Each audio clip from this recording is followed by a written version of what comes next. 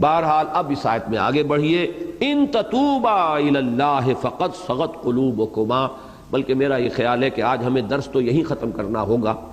البتہ میں ایک بات تھوڑے سے وقت میں اور آپ سے عرض کر دوں، اس معاملے میں مجھے مولانا مودودی صاحب سے شدید شکایت ہے اور شدید رنج ہے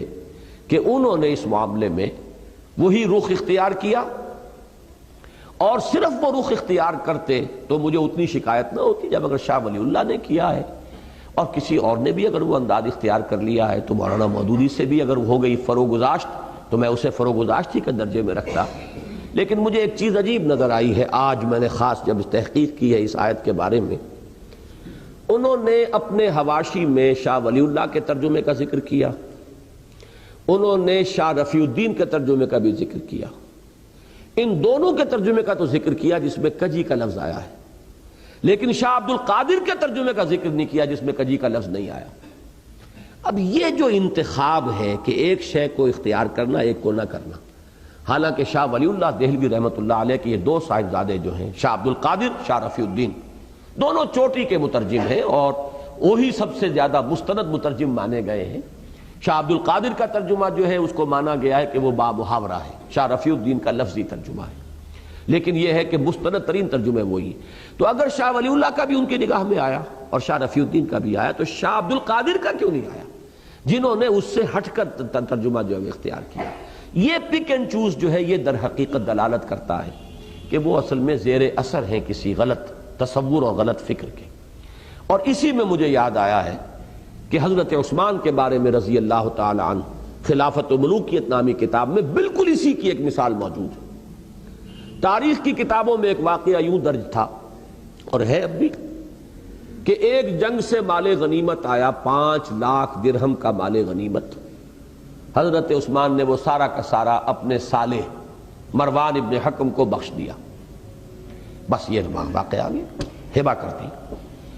اب صرف اس واقعے کو درج کرنے کا مطلب کیا ہے؟ حضرت عثمان نے خیانت کی، وہ مال غنیمت ان کی جاگیر تو نہیں تھا، وہ تو مال جو ہے مسلمانوں کا ہے، 1/5 حصہ اس کا بیت المال میں جائے گا، 4/5 حصہ جو ہے وہ غنیمت کا تقسیم ہوگا مجاہدین میں، یا اگر 1/5 حصہ ہی وہ آیا تھا، 4/5 حصہ وہاں تقسیم ہو چکا تھا، یہ 1/5 تھا تو یہ بیت المال کی ملکیت تھا، حضرت عثمان کی ذاتی ملکیت تو نہیں تھا۔ 5 لاکھ اگر 1/5 تھا تو گویا کہ 25 لاکھ کی تھی وہ، جس میں سے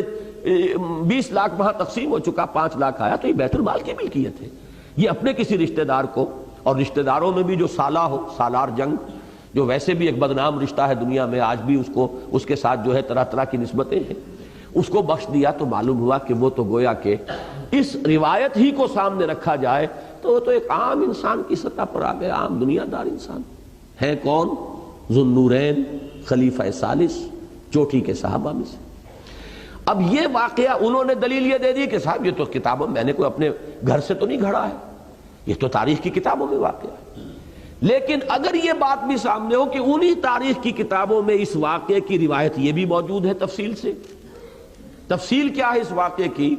کہ جب وہ مال غنیمت آیا، وہ مال غنیمت ہوتا تھا اجناس کی صورت میں، چیزوں کی صورت میں، وہ کوئی نقد تو نہیں ہوتا تھا۔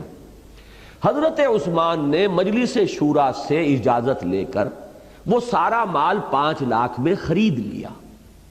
5 لاکھ بیت المال میں داخل کر دیے، اپنی ذاتی جیب سے اس مال کو خرید لیا، وہ بھی اجازت سے، اصحاب شورا کی اجازت سے،